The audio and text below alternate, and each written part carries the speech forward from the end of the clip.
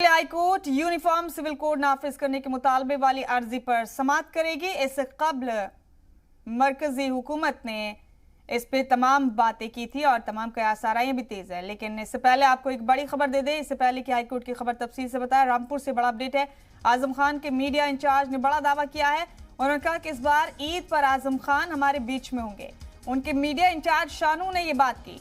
उन्होंने बड़ा बयान देते हुए कहा कि इस बार ईद पे आजम खान हमारे बीच होंगे। हम लोग इस बार आजम खान के साथ ईद मनाएंगे। जल्द आजम को सभी मुकदमों में जमानत मिलेगी। आजम खान के मीडिया इंचार्ज हैं फसाहत अली शानू और उन्होंने ये बड़ा बयान देते हुए कहा है कि इस बार ईद पर आजम खान हमारे साथ होंगे। ईद पे आजम खान घर आ जाएंगे। इस बार ईद उन्हीं के साथ मनाई जाएगी।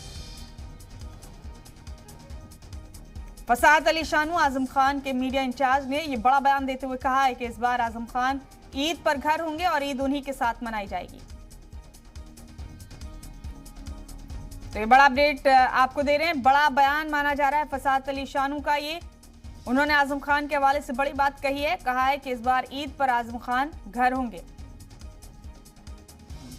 2020 और 2021 की दोनों ईदें हमने आजम खान साहब के बगैर मनाई हैं, गुजारी हैं। और हम सब समाजवादी या आजमवादी गमज़दा हैं, गमगीन हैं, परेशान हैं, तकलीफ़ में हैं। कैसे कैसे हम लोगों ने जुल्म सहे हैं और सह रहे हैं। और सबसे बड़ी तकलीफ़ की बात हमारे लिए यह है कि कायद मोहतरम वाले जनाब हमारे बीच नहीं है। लेकिन हमें अपने अल्लाह से पूरी उम्मीद है और हमें अल्लाह पे पूरा यकीन है कि इंशाअल्लाह इस बार ईद पर वो हमारे बीच होंगे। इसीलिए मैंने फेसबुक पर कहा है